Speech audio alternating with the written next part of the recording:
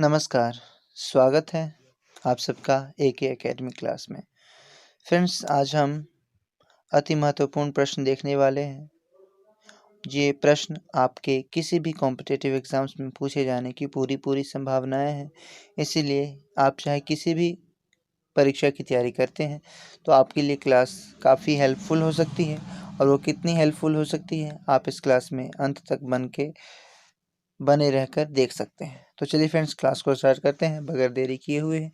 अगर आप इस क्लास में नए हैं तो क्लास को सब्सक्राइब कर लें और नई वीडियो की सूचना अपने मोबाइल पे सबसे पहले पाने के लिए घंटी के आइकन को दबा लें।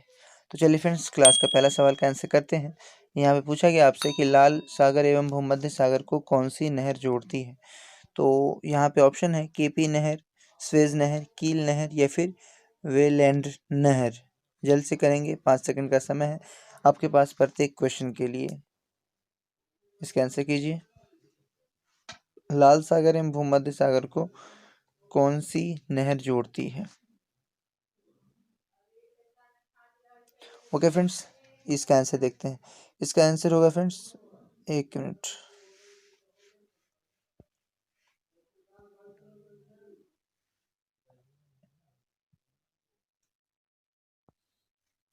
इसका आंसर होगा फ्रेंड्स स्वेज नहर, यानी कि ऑप्शन नंबर बी। ध्यान में रखेंगे, इसका आंसर होगा फ्रेंड्स लाल सागर एवं भूमध्य सागर को कौन सी नहर जोड़ती है, तो स्वेज नहर जोड़ती है। Option number B is the right answer. Friends, यहाँ से एक बात और आपको ध्यान में रखना है कि ये जो स्वेज नहर है, इसका निर्माण कब हुआ था। 1800 इसका निर्माण हुआ था 1869 में। इसका स्वेज नहर का निर्माण 1869 में हुआ था। और इस स्वेज नहर की लंबाई की अगर हम बात करते हैं तो ये 168 किलोमीटर है। इसकी लंबाई 168 किलोमीटर स्वेज नहर की लंबाई है। और चौड़ाई 365 किलोमीटर है। सॉरी, किलोमीटर नहीं है, यहाँ पे चौड़ाई मीटर में है, 365 मीटर। ध्यान में रखेंगे। चलते हैं फ्रेंड्स नेक्स्ट क्वेश्चन पे। फ्रेंड्स, हमारा नेक्स्ट क्वेश्चन है काला सागर एवं मरमरा सागर को कौन सी जल संधि जोड़ती है। बॉस्फोरस जल संधि, सुंडा जल संधि, सुगारू जल संधि या फिर इनमें से कोई नहीं। जल्दी से आंसर करेंगे, आपके पास 5 सेकंड का समय है।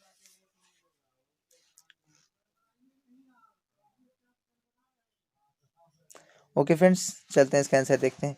इसका आंसर होगा फ्रेंड्स ऑप्शन नंबर ए, यानी कि बारबोसा जल संधि, सॉरी बॉस्फोरस जल संधि, यानी कि option number A is the right answer.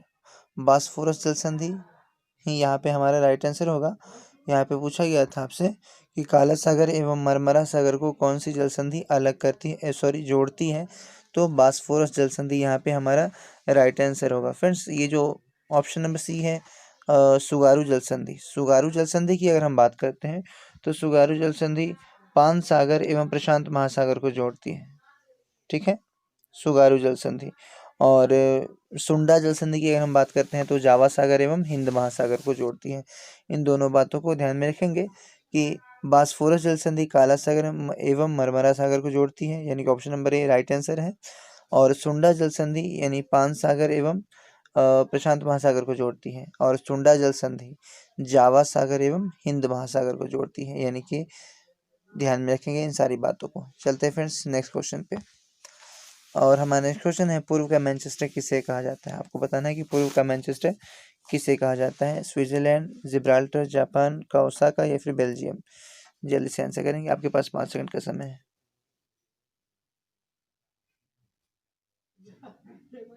Okay, तो फ्रेंड्स यहाँ पे जो इसका आंसर होगा देखते हैं, 5 सेकंड पूरे हो चुके हैं। इसका आंसर होगा फ्रेंड्स जापान का ओसाका, यानी कि option number C is the right answer. Option number C is the right answer. Japan का ओसाका को ही पूर्व का मैनचेस्टर के नाम से जाना जाता है।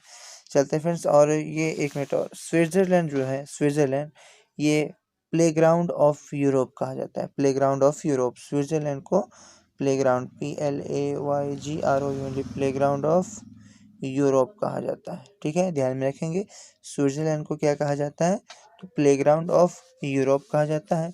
और जिब्राल्टर, अगर हम जिब्राल्टर की बात करें तो भूमध्य सागर का द्वार कहा जाता है। जिब्राल्टर को भूमध्य सागर का द्वार कहा जाता है। और यहाँ पे जो पूछा गया था कि पूर्व का मैनचेस्टर किसे कहा जाता है, तो जापान के ओसाका को कहा जाता है। इसको ध्यान में रखेंगे। और जिब्राल्टर की अगर हम बात करें तो जिब्राल्टर भूमध्य सागर का द्वार कहा जाता है जिब्राल्टर को। चलते हैं फ्रेंड्स नेक्स्ट क्वेश्चन पे, और हमारा नेक्स्ट क्वेश्चन है ओपेरा हाउस कहाँ पर स्थित है। आपको बताना है ओपेरा हाउस कहाँ पर स्थित है। सिडनी, दक्षिण कोरिया, उत्तर कोरिया या फिर नेपाल। जल्दी से आंसर करेंगे, आपके पास 5 सेकंड का समय है। ओपेरा हाउस कहाँ पर स्थित है।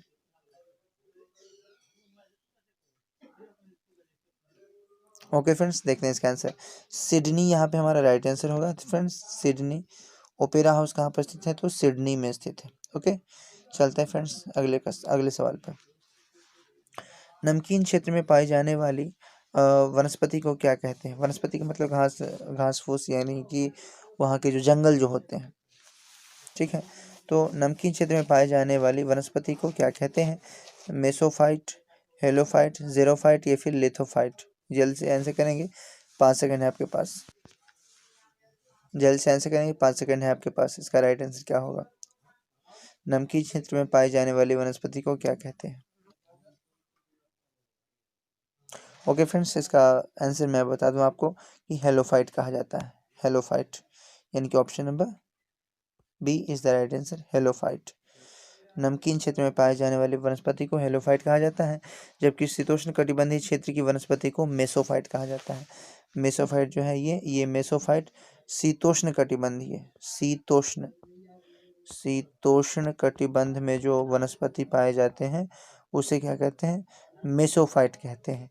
और फ्रेंड्स ज़ेरोफाइट अगर है, तो ज़ेरोफाइट की अगर हम बात करते हैं तो ये उष्ण कटिबंधीय मरुस्थलीय जो क्षेत्र होती है, क्षेत्र में जो पाई जाती है वनस्पति, वहीं पे उसे ज़ेरोफाइट कहते हैं। यानी कि उष्ण कटिबंधीय मरुस्थलीय क्षेत्र की जो वनस्पति कहलाती है वो ज़ेरोफाइट कहलाती है। ध्यान में रखेंगे। चलते हैं फ्रेंड्स अगले सवाल पे, और हमारा अगला सवाल आपकी स्क्रीन पे है। बादल वायुमंडल में तैरते हुए क्यों नजर आते हैं। कम घनत्व के कारण, अधिक घनत्व के कारण, अधिक आर्द्रता के कारण या फिर कम आर्द्रता के कारण। जल्द से आंसर करेंगे, आपके पास 5 सेकंड का समय है इसका आंसर करने के लिए।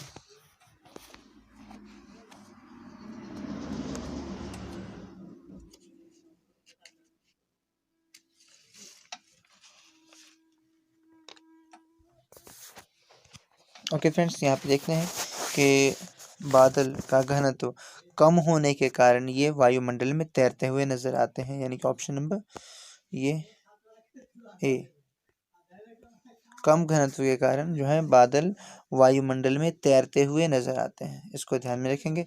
चलते हैं फ्रेंड्स, मैंने बहुत बार बताया घनत्व क्या होता है, डेंसिटी किसको कहते हैं, और फिर ज़्यादा लंबा हो जाएगा वीडियो, इस वजह से ऐसे ही बहुत सारा अभी क्वेश्चन का डिटेल होना बाकी है, तो मैं इसमें समय नहीं देना चाहता। चलते हैं आगे। बादल की दिशा एवं गति किससे मापी जाती है। आपको बताना है कि बादल की दिशा एवं गति किससे मापी जाती है। एरोमीटर से, मैनोमीटर से, नेफोमीटर से या फिर बैरोमीटर से। जल्द से बताएंगे फ्रेंड्स, 5 सेकंड है आपके पास इसका राइट आंसर करने के लिए। ओके, 5 सेकंड पूरे हो चुके हैं। यहाँ पूछा गया कि बादल की दिशा एवं गति किससे मापी जाती है, तो ये नेफोमीटर से मापी जाती है। ध्यान में रखें फ्रेंड्स, नेफोमीटर, यानी कि option number C is the right answer. बादल की दिशा एवं गति दोनों को नेफोमीटर से मापा जाता है। ओके, चलते हैं फ्रेंड्स अगले क्वेश्चन पे, और हमारा अगला क्वेश्चन है महासागरों एवं समुद्रों में ज्वार भाटा के लिए कौन उत्तरदायी है। सूर्य का गुरुत्व बल, चंद्रमा का गुरुत्व बल, पृथ्वी का अपकेंद्रीय बल या फिर यह तीनों। जल्दी से आंसर करेंगे, 5 सेकंड है आपके पास इस क्वेश्चन का आंसर करने के लिए।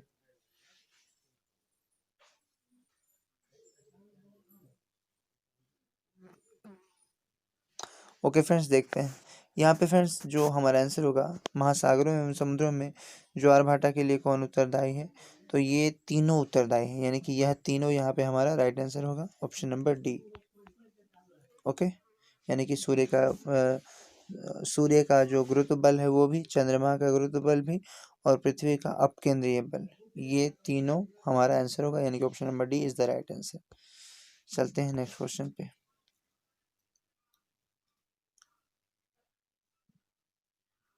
गेहूं उत्पादन में अग्रणी देश कौन है, आपसे पूछा गया। भारत, चीन, अमेरिका, जापान। जल्द से आंसर करेंगे, आपके पास 5 सेकंड का समय है।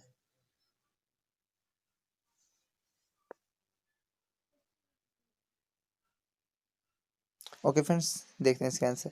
इसका आंसर होगा फ्रेंड्स ये चीन। ओके, चीन गेहूं के उत्पादन में अग्रणी एक देश है। चीन अग्रणी देश है गेहूं उत्पादन में। और फ्रेंड्स अगर दूसरे स्थान की अगर हम बात करें तो हमारा इंडिया आता है सेकंड स्थान पे गेहूं के उत्पादन में।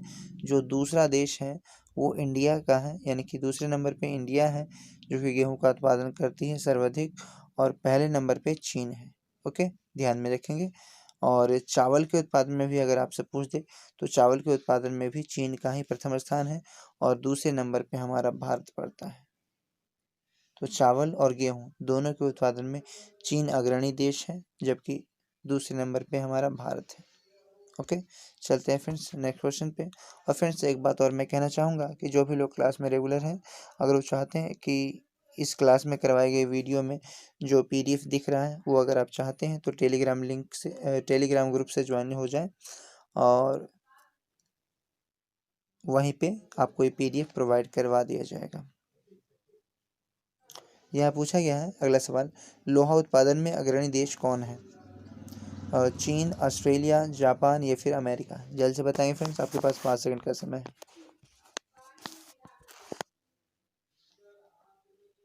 फ्रेंड्स एक बात का ध्यान रखें, यहाँ पे देश पूछा जा रहा है, किसी राज्य की बात नहीं हो रही, यानी कि विश्व की बात हो रही है कि विश्व में कौन सा देश है जो लोहा उत्पादन में अग्रणी है।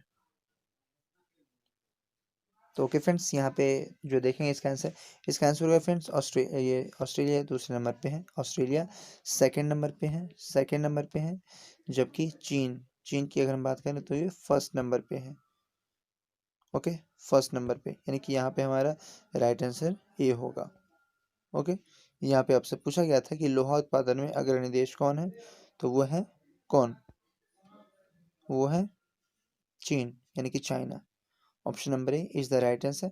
और फ्रेंड्स सेकंड नंबर पे की अगर हम बात करें तो सेकंड नंबर पे ऑस्ट्रेलिया है, ऑस्ट्रेलिया। ओके, चलते हैं फ्रेंड्स नेक्स्ट क्वेश्चन पे।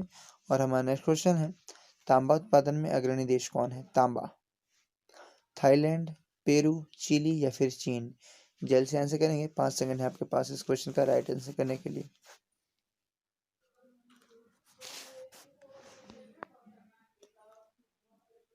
ओके फ्रेंड्स, देखते हैं इसका आंसर। फ्रेंड्स यहाँ पे तांबा उत्पादन में अग्रणी देश पूछा गया था आपसे, तो तांबा उत्पादन में अग्रणी देश चिली है, ध्यान में रखेंगे।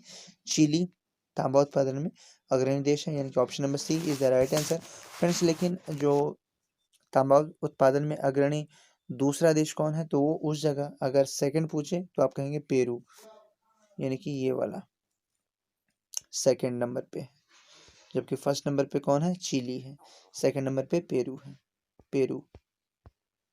ओके, चलते हैं, दोनों बातों को आपको ध्यान में रखना है कि लोहा का उत्पादन सबसे ज़्यादा कौन करता है, तो चिली करता है, जबकि दूसरे नंबर पे किसका स्थान है, तो पेरू देश का स्थान है। चलते हैं फ्रेंड्स नेक्स्ट क्वेश्चन पे। और आपका अगला सवाल आ गया है आपकी स्क्रीन पे। आपको बताना है कि वायुमंडल में ऑक्सीजन कितना प्रतिशत पाया जाता है? 78.8%, 20.95%, या फिर 0.95%, या फिर 33%? जल्दी से आंसर करेंगे, 5 सेकंड है आपके पास इस क्वेश्चन का राइट आंसर करने के लिए।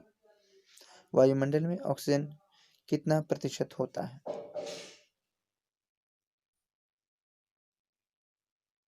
ओके फ्रेंड्स, देखते हैं इसका आंसर। फ्रेंड्स 5 सेकंड पूरे हो चुके हैं। वायुमंडल में जो ऑक्सीजन होता है वो 20.95% होता है, 20.95%, यानी कि option number B is the right answer, ध्यान में रखेंगे। और 78.8% जो हम कह रहे हैं ये नाइट्रोजन है, यानी कि नाइट्रोजन यानी कि N2 नाइट्रोजन है, जो 78.8% है। ये वातावरण में पाया जाता है नाइट्रोजन, 78.8%, जबकि ऑक्सीजन आपसे पूछा गया तो option number B is the right answer, 20.95% वातावरण में ऑक्सीजन की प्रतिशत मात्रा है।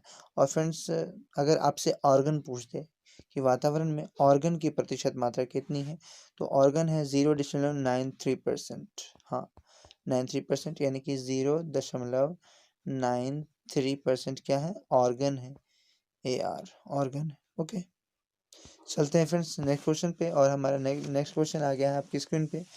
एल नीनो क्या है? समुद्र है, जलधारा है, नदी है या फिर पवन है? जल्दी से बताएंगे, 5 सेकेंड है आपके पास इस क्वेश्चन का राइट आंसर करने के लिए। एल नीनो क्या है? एल नीनो क्या है, आंसर करना है आपको फ्रेंड्स। 5 सेकेंड है आपके पास। ओके फ्रेंड्स, यहाँ पे ध्यान देंगे, एल नीनो एक गर्म जलधारा है, यानी कि ऑप्शन नंबर ये B is the right answer, जलधारा है। ये गर्म कैसी जलधारा है, जलधारा की प्रकृति कैसी है? तो गर्म जलधारा है। एल नीनो एक जलधारा है जो कि गर्म प्रकृति की जलधारा है। और फ्रेंड्स यहाँ पे जो एल नीनो है, एल नीनो, इस एल नीनो शब्द का जो अर्थ होता है, ये एल नीनो स्पेनिश भाषा का शब्द है और इसका अर्थ होता है छोटा बच्चा। ओके, एल नीनो का शाब्दिक अर्थ जो होता है वो छोटा बच्चा होता है, छोटा बच्चा। ध्यान में रखेंगे, एल नीनो का शाब्दिक अर्थ क्या होता है आपसे पूछा जा सकता है, तो आप कहेंगे कि ये इसका अर्थ होता है छोटा बच्चा। और एल नीनो एक स्पेनिश शब्द है, स्पेनिश। ओके, चलते हैं फ्रेंड्स, इन सारी बातों को ध्यान में रखेंगे और यहाँ पे हमारा आंसर होगा ऑप्शन नंबर बी, गर्म जलधारा है एल नीनो एक।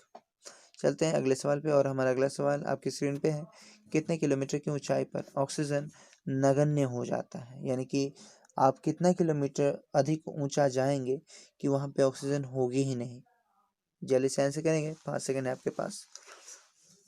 और फ्रेंड्स यहाँ पे ज़्यादातर जो क्वेश्चन है आज की क्लास में वो साइंस का क्वेश्चन है, तो ज़रा ध्यान से देखेंगे और समझेंगे इसको। कितने किलोमीटर की ऊंचाई पर ऑक्सीजन नगण्य हो जाता है, यानी कि ऑक्सीजन की मात्रा एकदम शून्य हो जाती है, वहाँ ऑक्सीजन होता ही नहीं? 55 किलोमीटर, 120 किलोमीटर, 15 किलोमीटर या फिर 24 किलोमीटर? जल्दी से आंसर करेंगे फ्रेंड्स। ओके फ्रेंड्स, देखते हैं इसका आंसर। फ्रेंड्स यहाँ पे जो होगा हमारा राइट आंसर होगा 120 किलोमीटर। 120 किलोमीटर अगर ऊपर आप जाते हैं, 120 किलोमीटर पृथ्वी से अगर ऊंचाई पर आप 120 किलोमीटर ऊंचा अगर आप जाते हैं, तो वहाँ पे ऑक्सीजन एकदम नगण्य हो जाती है, मतलब होती ही नहीं है। जबकि यह गैस यानी कि ऑक्सीजन गैस 64 किलोमीटर की ऊंचाई तक फैली हुई है। जबकि यह गैस जो है, यानी ऑक्सीजन गैस जो है O2, ऑक्सीजन गैस 64 किलोमीटर की ऊंचाई तक जो है इसका विस्तार आपको देखने को मिलेगा कुछ मात्रा में। लेकिन जैसे ही आप 120 किलोमीटर ऊंचा चल जाते हैं, तो आपको एकदम वहाँ पे ऑक्सीजन है ही नहीं। और फ्रेंड्स अगर आपसे ऐसा सवाल पूछ दे कि कितना किलोमीटर ऊपर आप जाएंगे, वहाँ जाने के बाद ऑक्सीजन की मात्रा धीरे धीरे कम होने लगती है, अगर ऐसा सवाल पूछ दे, तो यहाँ पे जो इसका आंसर होगा वो 16 किलोमीटर होगा। अगर ऐसा पूछे तो कि कितने किलोमीटर ऊपर चले जाने के बाद ऑक्सीजन की मात्रा कम होने लगती है, तो 16 किलोमीटर अगर आप पृथ्वी से 16 किलोमीटर ऊंचा चल जाते हैं, तो वहाँ से ऑक्सीजन की मात्रा कम होना प्रारंभ हो जाती है। लेकिन यहाँ पे वैसा कोई सवाल तो था नहीं, यहाँ पूछा गया कि कितने किलोमीटर की ऊंचाई पर ऑक्सीजन नगण्य हो जाता है, ऑक्सीजन की मात्रा नगण्य हो जाती है, तो वो 120 किलोमीटर है। यहाँ पे हमारा आंसर ऑप्शन नंबर बी होगा। ओके, चलते हैं फ्रेंड्स नेक्स्ट क्वेश्चन पे। और नेक्स्ट क्वेश्चन आपकी स्क्रीन पे है, आपको बताना है जलवाष्प कितने किलोमीटर की ऊंचाई पर पाई जाती है? 90 किलोमीटर, 30 किलोमीटर, 10 किलोमीटर या फिर 24 किलोमीटर? जल्दी से आंसर करेंगे, 5 सेकेंड है आपके पास।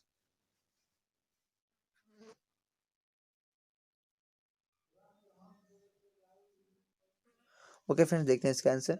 आपसे पूछा गया है कि जलवाष्प कितने किलोमीटर की ऊंचाई पर पाई जाती है, तो यहाँ पे फ्रेंड्स हमारा राइट आंसर होगा 90 किलोमीटर, यानी कि option number A is the right answer. Friends मैं आपको बता दूं कि जलवाष्प वायुमंडल के संपूर्ण जलवाष्प का 90% जो पार्ट होता है, 90% जो भाग होता है, वो 8 किलोमीटर की ऊंचाई पर ही पाया जाता है। 90% भाग 8 किलोमीटर, जो मैंने कहा कि वायुमंडल के संपूर्ण जल वाष्प का 90% जो हिस्सा है, 90% हिस्सा है, वो 8 किलोमीटर की ऊंचाई पर ही पाया जाता है। और जलवाष्प के संघनन के कारण ही बादल का बनना या फिर कोहरा बनना या फिर ओस का बनना या बारिश होना, तो ये सारी जो घटनाएं होती हैं ना, इसी की वजह से ये जल वाष्प की वजह से ही होती है। ओके, तो यहाँ पे हमारा आंसर ऑप्शन नंबर ए होगा। चलते हैं फ्रेंड्स नेक्स्ट क्वेश्चन पे। और देखते हैं अगला सवाल क्या है। फ्रेंड्स, आपसे पूछा गया है कि पृथ्वी के ताप को बनाए रखने के लिए कौन उत्तरदायी है? Carbon dioxide, carbon monoxide, carbon carbon dioxide और कार्बन मोनोऑक्साइड, कार्बन डाइऑक्साइड एवं हाइड्रोजन और कार्बन डाइऑक्साइड एवं जल वाष्प। जल्दी से आंसर करेंगे। पृथ्वी के तापमान को बनाए रखने के लिए कौन उत्तरदायी है? आपसे पूछा गया है। 5 सेकंड है आपके पास, जल्दी से आंसर करेंगे।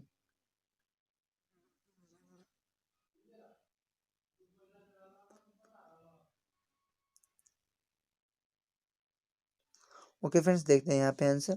फ्रेंड्स, यहाँ पे जो हमारा आंसर होगा कार्बन डाइऑक्साइड एवं जल वाष्प, यानी कि option number C is the right answer, यानी कि CO2 और जल वाष्प। ध्यान में रखेंगे। यहाँ पूछा गया सवाल आपसे कि पृथ्वी के ताप को बनाए रखने के लिए कौन उत्तरदायी है, तो कार्बन डाइऑक्साइड एवं जल वाष्प, यानी कि option number C is the right answer. चलते हैं फ्रेंड्स, देखते हैं अगला सवाल। फ्रेंड्स, हमारा अगला सवाल है, ओजोन मंडल में प्रति किलोमीटर की ऊंचाई पर तापमान में कितने डिग्री सेल्सियस की वृद्धि होती है? यानी कि ओजोन मंडल में, ओजोन मंडल फ्रेंड्स, ओजोन मंडल की अगर हम बात करें तो ये हमारे पृथ्वी के ऊपर, अगर आप 30 से 60 किलोमीटर ऊपर जाते हैं तो यही 30 से 60 किलोमीटर के अंदर जो ये आता है ओजोन मंडल एक परत होती है। इस ओजोन मंडल में ही ओजोन लेयर या फिर ओजोन मंडल कहेंगे इसको। तो इस ओजोन मंडल में ही क्या होता है, ये बने होते हैं, ओजोन परत बने होते हैं। और इसी परत से यही परत क्या करती है, ओजोन परत हमारे पृथ्वी की रक्षा करती है। कैसे? हमारे हमारा जो सूर्य है, इस सूर्य से जो किरणें आती हैं, इस सूर्य से आने वाली किरणों को जो अल्ट्रावायलेट रेज होती हैं, जो हानिकारक किरणें होती हैं, उसे रोकती है कौन? ओजोन परत। ये देख सकते हैं, ये सन है और इस सन से जो अल्ट्रावायलेट रेज आती हैं उसे रोकने का काम ओजोन परत करती है। और अगर अगर ये सूर्य की परावैंगनी किरणें अल्ट्रावायलेट रेज इस पृथ्वी पे आ जाती हैं, यहाँ पे ये पृथ्वी है हमारा, यहाँ पे आ जाती है, तो क्या होगा? तो मनुष्य, जितने भी मनुष्य होंगे, ये मनुष्य आप देख रहे हैं, इन सबको क्या हो जाएगा? त्वचा कैंसर हो जाएगा, स्किन कैंसर हो जाएगा। यानी कि हानिकारक किरणों को पृथ्वी पर आने से, सूर्य की हानिकारक किरणों को पृथ्वी पर आने से कौन सी परत रोकती है? तो आप कहेंगे ओजोन परत। और इसकी ऊंचाई कितनी है? तो पृथ्वी से ऊपर, यानी 30 से 60 किलोमीटर के मध्य में जो परत होती है, जो मंडल होता है, उसे समताप सॉरी इसको ओजोन मंडल कहते हैं। यानी कि समताप मंडल के ऊपर वाला जो मंडल है उसी को ओजोन मंडल कहते हैं। ओके, ध्यान में रखेंगे। और यहाँ पे पूछा गया फ्रेंड्स, ओजोन मंडल में प्रति किलोमीटर की ऊंचाई पर तापमान में कितने डिग्री सेल्सियस की वृद्धि होती है? तो तापमान में सेल्सियस की वृद्धि की बात कर रहा है यहाँ पे, तो 5 डिग्री सेल्सियस ध्यान में रखेंगे, यानी कि option number C is the right answer. लेकिन यहाँ पे मैंने आपको बताया कि ओजोन मंडल क्या है, ओजोन मंडल क्या है, ओजोन मंडल का काम क्या है, वो भी मैंने आपको बताया कि हमारी पृथ्वी से ऊपर जाने पर 30 से 60 किलोमीटर के अंदर में जो परत होती है, यानी कि समताप मंडल के ऊपर वाली परत को ही ओजोन मंडल कहते हैं। और ये मंडल का काम होता है कि सूर्य से आने वाली अल्ट्रावायलेट रेज को पृथ्वी पे आने से रोकना। ओके, चलते हैं फ्रेंड्स, देखते हैं अगला सवाल। एक मिनट, चलिए फ्रेंड्स, देखते हैं अगला सवाल। ओजोन परत में छिद्र किस गैस के कारण होता है? आपको बताना है। Carbon dioxide, carbon monoxide, chlorofluorocarbon या फिर नन ऑफ दी एबव, यानी कि दिए गए में से कोई नहीं। जल्दी से आंसर करेंगे, आपके पास 5 सेकंड का समय है इस क्वेश्चन का राइट आंसर करने के लिए।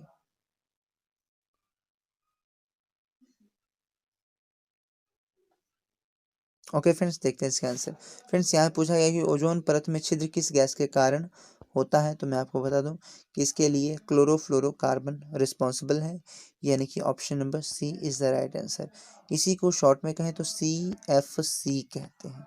और फ्रेंड्स, आपसे पूछा जा सकता है कि CFC गैस का उत्सर्जन कौन करता है, यानी कि ये गैस निकालता कौन है? कहाँ से आता है? तो आप जो एसी चलाते हो या फिर आप जो रेफ्रिजरेटर यानी कि फ्रिज चलाते हो, तो इससे क्या होता है, सीएफसी गैस उत्सर्जित होता है, निकलता है, और वही क्या करता है, ओजोन परत को क्षति पहुंचाने का काम करता है, जो कि हमारे लिए काफ़ी क्या है, हेल्पफुल नहीं है, हमारे लिए अच्छी बात नहीं है पृथ्वीवासियों के लिए, क्योंकि ये ओजोन परत को क्षति पहुंचाएगा। तो ओजोन मंडल में छिद्र होगा, और ओजोन मंडल में अगर छिद्र हुआ तो जो पृथ्वी, ये जो सूर्य की जो हानिकारक किरणें हैं वो पृथ्वी पे आएंगी, और सभी लोगों को क्या हो जाएगा, स्किन कैंसर हो जाएगा, त्वचा कैंसर हो जाएगा। तो ओजोन परत हमारे लिए हेल्पफुल है, और इसे हमें बचाना है। और वो तब बच सकता है जब आप एसी का कम से कम उपयोग करेंगे, रेफ्रिजरेटर यानी कि फ्रिज का कम से कम उपयोग करेंगे तब। ओके, तो यहाँ पे इस सवाल का जवाब होगा, आपसे पूछा गया था कि ओजोन परत में छिद्र किस गैस के कारण होता है, तो ये क्लोरोफ्लोरोकार्बन, यानी कि option number C is the right answer. चलते हैं फ्रेंड्स नेक्स्ट क्वेश्चन पे, और हमारा नेक्स्ट क्वेश्चन तो कोई है ही नहीं आगे। यहाँ पे आपको बताया गया है, ये सूचनाएं हैं जो कि आपके लिए काफ़ी हेल्पफुल हैं। आपको अगर ये वीडियो पसंद आई है तो लाइक करें, ज़्यादा से ज़्यादा लोगों के बीच शेयर करें, और सब्सक्राइब कर लें, और नई वीडियो की सूचना अपने मोबाइल पे पाने के लिए सबसे पहले घंटी के आइकन को दबा लें। तो फ्रेंड्स मिलते हैं नेक्स्ट वीडियो में इसी तरह के इंटरेस्टिंग क्वेश्चन के साथ। तब तक के लिए जय हिंद, बेस्ट ऑफ लक।